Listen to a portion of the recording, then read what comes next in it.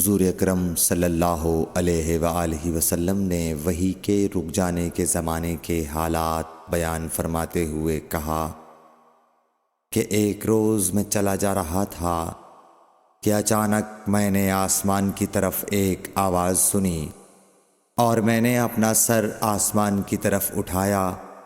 کیا دیکھتا ہوں کہ وہی فرشتہ جو میرے پاس غار حرا میں آیا تھا وہ آسمان و زمین کے بیچ میں ایک کرسی پر بیٹھا ہوا ہے۔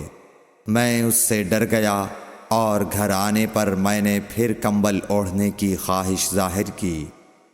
اس وقت اللہ پاک کی طرف سے یہ آیات نازل ہوئیں، اے لحاف اوڑھ کر لیٹنے والے، اٹھ کھڑا ہو اور لوگوں کو عذاب الہی سے ڈرا، اور اپنے رب کی بڑائی بیان کر، اور اپنے کپڑوں کو پاک صاف رکھ اور گندگی سے دور رہ۔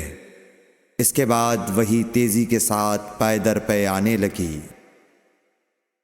صحیح بخاری حدیث نمبر 4۔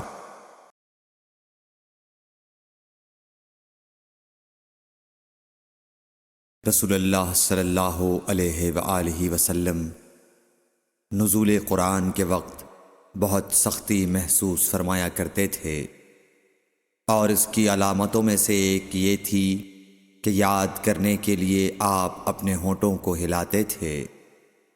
ابن عباس رضی اللہ تعالیٰ عنہ نے کہا، میں اپنے ہونٹوں کو ہلاتا ہوں جس طرح آپ ہلاتے تھے۔ سعید کہتے ہیں، میں بھی اپنے ہونٹ ہلاتا ہوں جس طرح ابن عباس رضی اللہ تعالیٰ عنہ کو میں نے ہلاتے دیکھا۔ پھر انہوں نے اپنے ہونٹ ہلائے۔ ابن عباس رضی اللہ تعالیٰ عنہ نے کہا، پھر یہ آیت اتری کہ اے محمد، قرآن کو جلد جلد یاد کرنے کے لیے اپنی زبان نہ ہلاؤ، اس کا جمع کر دینا اور پڑھا دینا ہمارا ذمہ ہے۔ حضرت ابن عباس رضی اللہ تعالیٰ عنہ کہتے ہیں، یعنی قرآن آپ صلی اللہ علیہ وآلہ وسلم کے دل میں جمع دینا اور پڑھا دینا ہمارے ذمہ ہے۔ پھر جب ہم پڑھ چکے تو اس پڑھے ہوئے کی اتباع کرو۔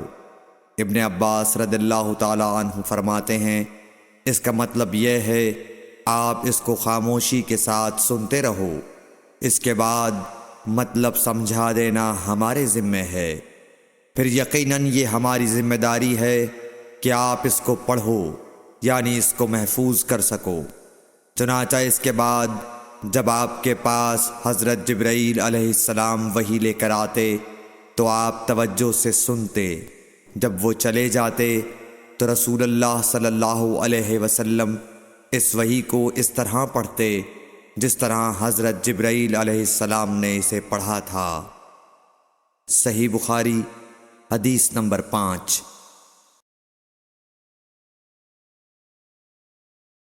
رسول اللہ صلی اللہ علیہ وآلہ وسلم سب لوگوں سے زیادہ جواد سخی تھے، اور رمضان میں دوسرے اوقات کے مقابلے میں جب جبرائیل علیہ السلام آپ صلی اللہ علیہ وآلہ وسلم سے ملتے بہت ہی زیادہ جود و کرم فرماتے۔